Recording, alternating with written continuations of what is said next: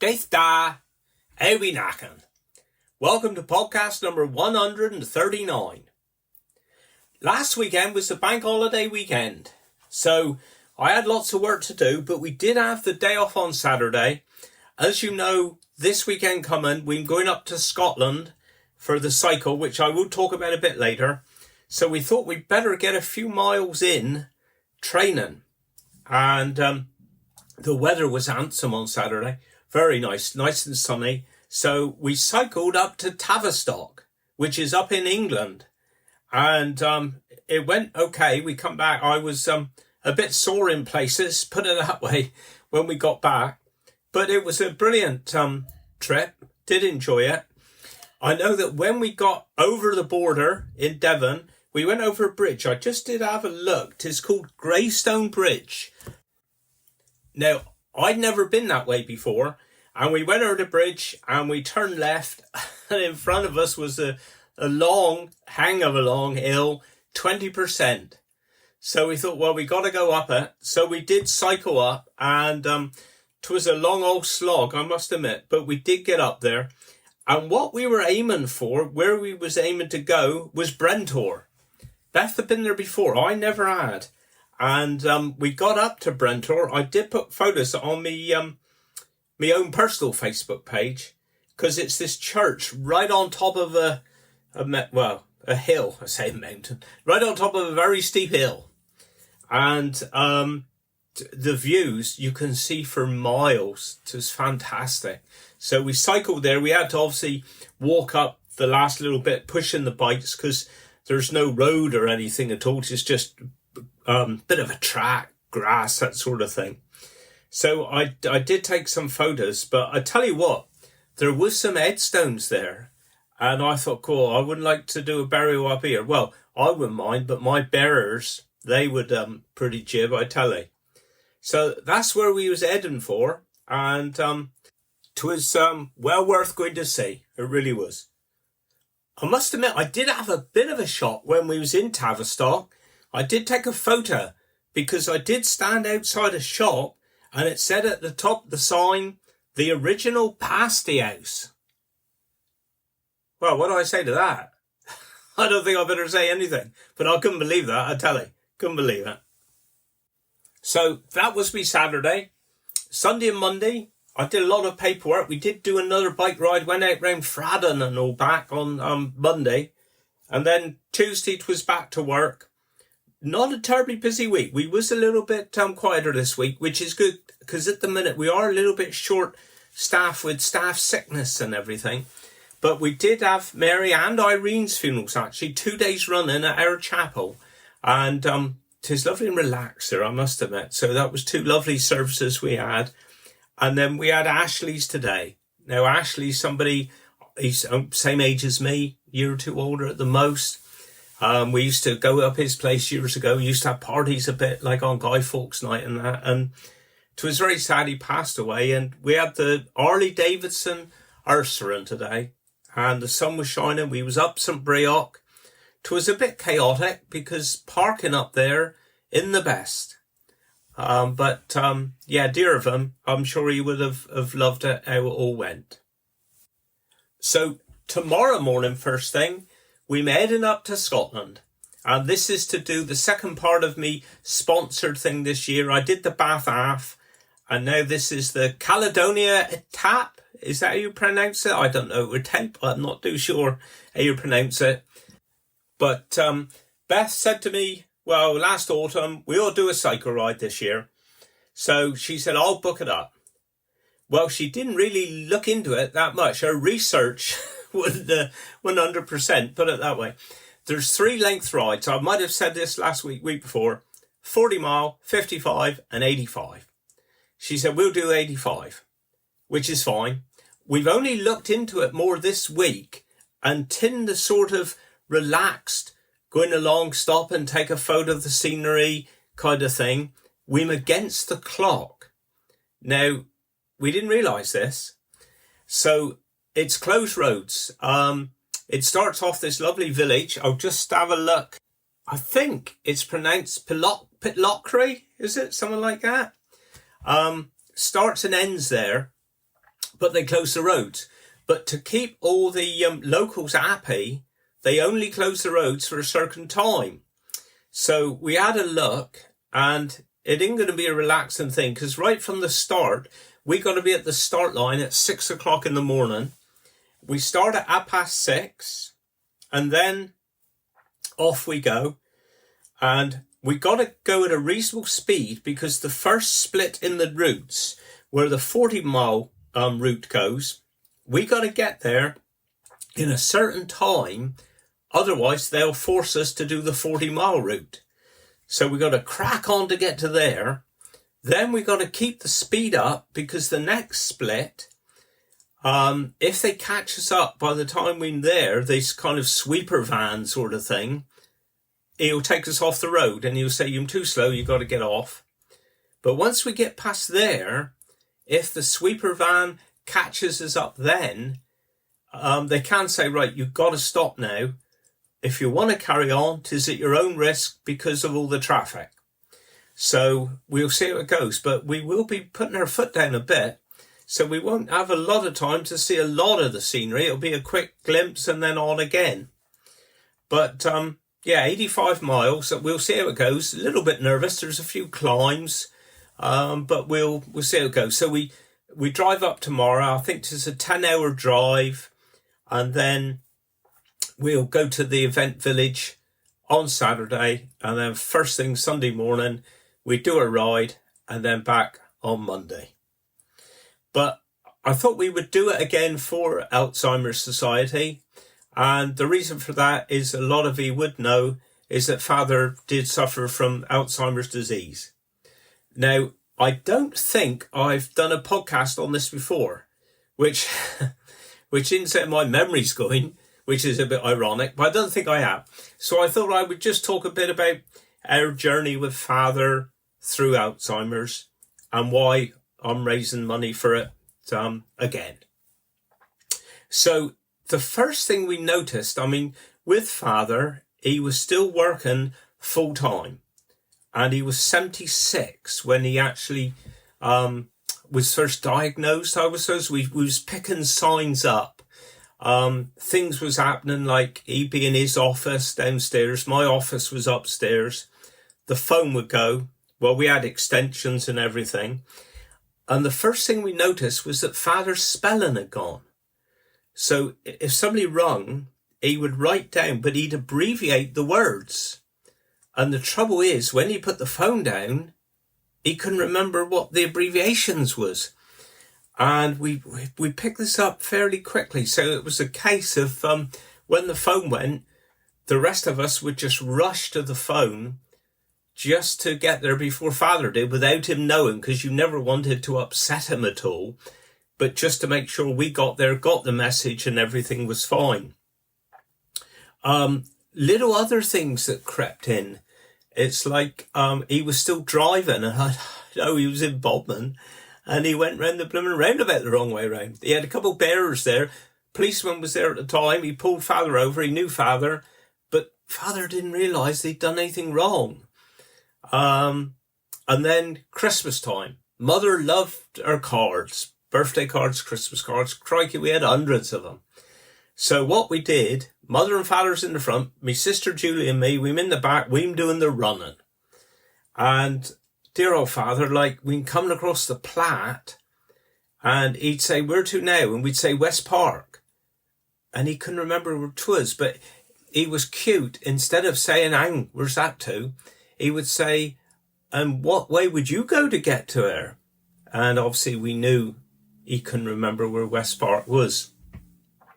But he was still coming into work every day. Obviously he was doing less and less. And then it was getting to the stage where I thought, crikey, I'm going to have a conversation and say, "Look, Father, you better not come in anymore," which would have broke my heart. But what then happened was, one morning at breakfast, he fell. I had a busy day with funerals that day, and he was took down to Trelisk, and he was trussed up like a chicken kind of thing. He'd done his neck a little bit. He was at Trelisk all day, and then he come home. Well, the next day he got up for work, And Mother said, where are you going? He said, I'm going work. She said, Ron, you can't go work today. You was in Treadwell all day yesterday, which he hadn't remembered. And he never actually came into work full time from that day on. I did have him on a bit again as a bearer because everybody loved seeing Father. They really did. So I did have him on again as a bearer. But after a while, I had to stop that. I remember we were at St. Enoder Church, other side of Fradon there. And Father was a bearer. Twin a terribly big funeral. But we were getting towards the end of the service. We were in the last hymn. As you know, we carry on the poles the Cornish way. And Father had put the pole down. I said, Father, where's the pole? Of course, he couldn't remember. So we were looking everywhere. We actually did find it. He put it in the back pew sort of thing. So we found it in time. But I thought to myself, this is too much added stress sort of thing. So I kind of gradually phased Father out going on funerals. So as time went on with Father, it was quite sad really. Both his long-term and his short-term memory went. You get some people, they just have short-term memory loss, but they can tell you something happened 30 years ago. Well, it all went with Father. I mean, there are so many different types of dementia, types of Alzheimer's, whatever. And with this type, it was his short-term and his long-term, and he couldn't really make a conversation. But he'd be sat at home, and Mother would have to tell you. Mother, if she went out to the kitchen, she put on Sky News. Well, of course, Sky News, they repeat the same stories every 15 minutes. So you'd be up there sat with them, and headline would come on, he'd nudge you, he'd say, God, look at that. 15 minutes later, same thing, God, look at that. So you had that, and dealing with somebody, living with somebody, knowing somebody with dementia, it is a real roller coaster. And things that like that now, they make you smile. It's like St. Piran's Day. I took him down to Perranporth, where we parade across the sands there, and we go to the old oratory, the old St. Piran's cross and everything. And I took Father down one year. He said, God, how did he think about coming down here? And I took him the next year. He said exactly the same thing. He'd forgot he'd been there the year before. But, it was sad times. Eventually, the time come when it was decided really Father ought to go into a home. Mother would be ringing me middle of the night, your father's having an accident, can he come on down, sort of thing. And I always noticed, like with dementia, quite often it does drag the carer down as well. So we was talking to St. Bray home, and they did have a place come up. So we decided we would go up, take Father up St. Bray. It was lovely. The room that he was in was looking down, up to Bridgeview, up to his bungalow. He was that close kind of thing, but he didn't realise that was the case. Now, once he got in St. Bray, he never stopped walking. He must have walked hundreds of miles while he was up there. He'd get up in the morning and he'd just walk the corridors.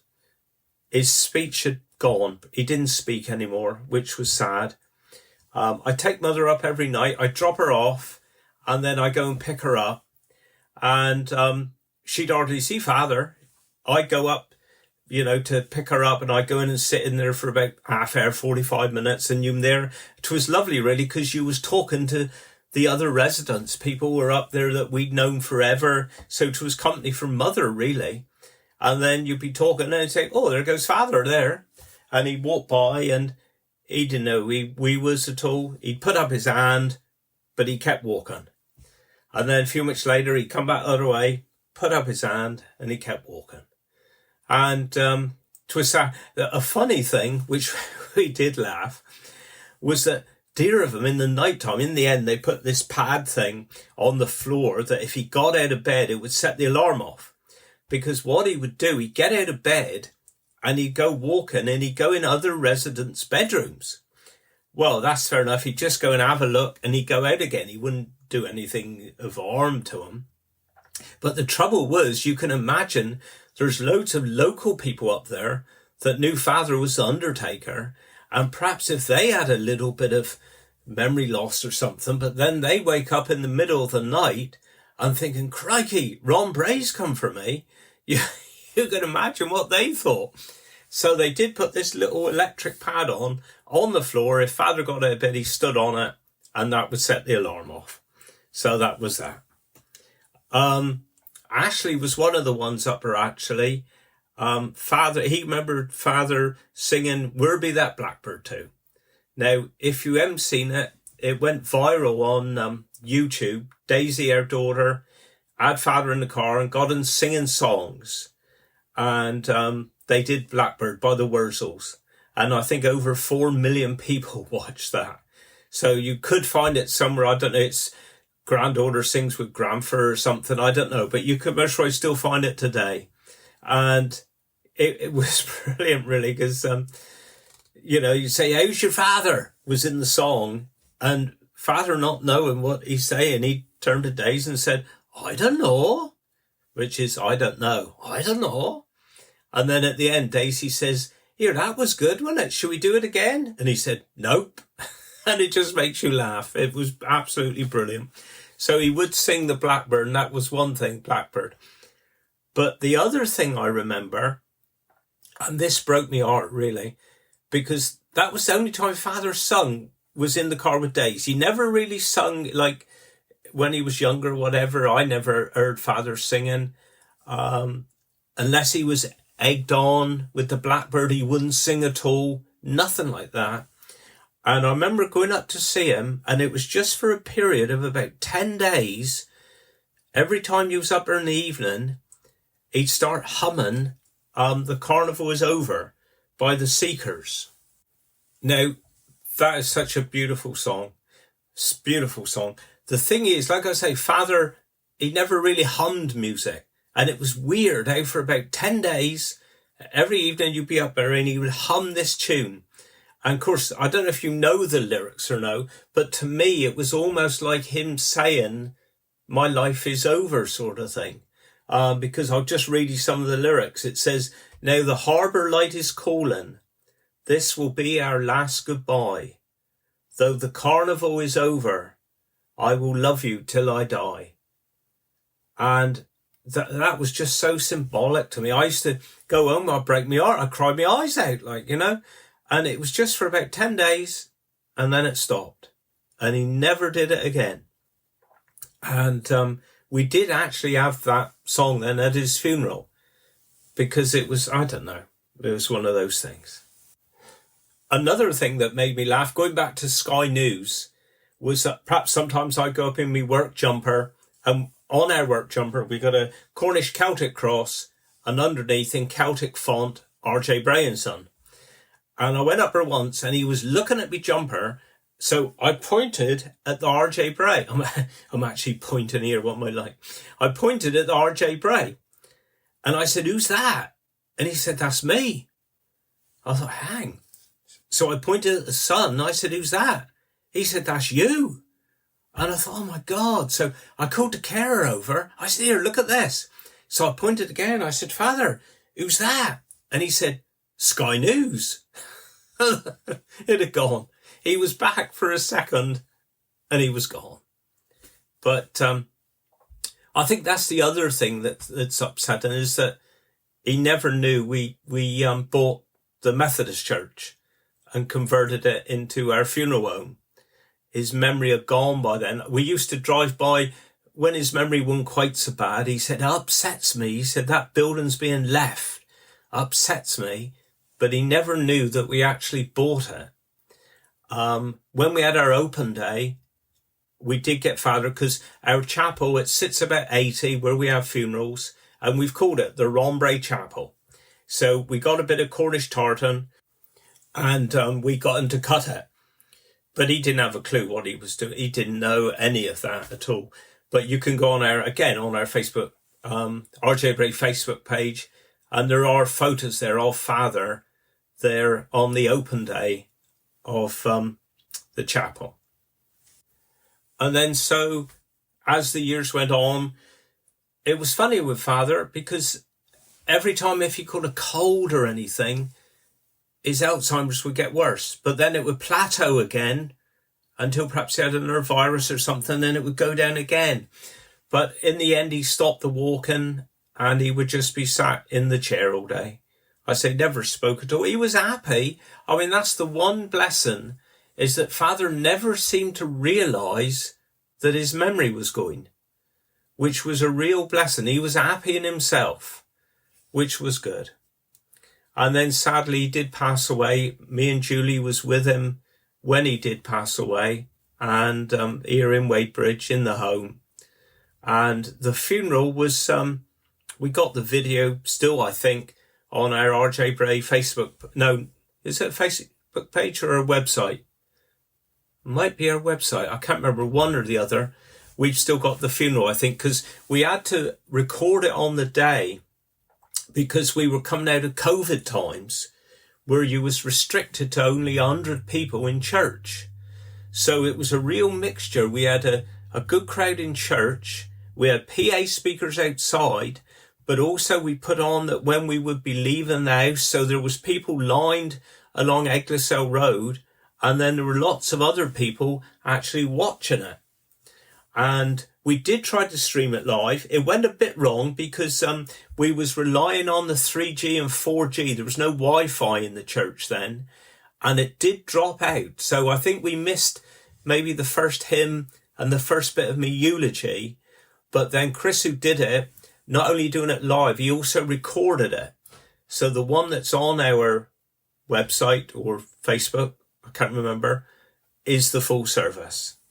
But yeah, so that is our journey with Father with Alzheimer's. And it just inspired me just to try over the years to raise money.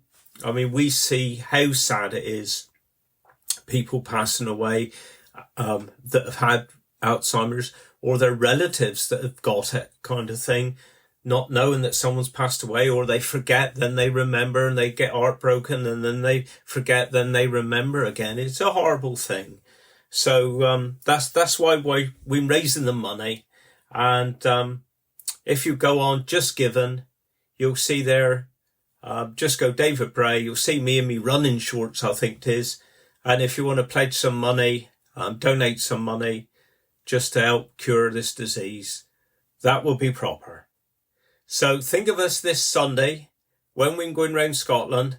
Apparently they got tartan up there like we've got down here in Cornwall, which is quite interesting. So I'll have to look out for that.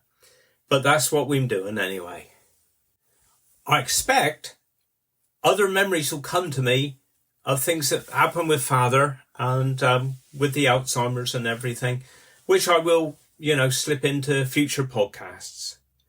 I think for me, Cornish word of the week, I'll do the word for memory, which is cov. Cov. And then a booty bit of dialect for this week, and that's zamzoodled. Zamzoodled, which is half cooked, or sometimes overcooked. So if you're late, they'll say, here, your dinner will be, or your tea, whatever, will be zamzoodled. If you don't hurry up, zamzoodled. So there we have it. Right, well, I'm leaving you there now. We're now going to pack. What time is it? 29. I need to go over work. I need to do a couple jobs before I go. But hopefully you'll have a good weekend. And then, obviously, next week, I don't know if I'll have time to do an interview. I've got somebody lined up, but I don't know if I have time. But hope you have a good week next week. And we'll be heading up to, in through England, up to Scotland tomorrow. So speak to you next week. Wish you well. Do Guinness. Carnobus Figan.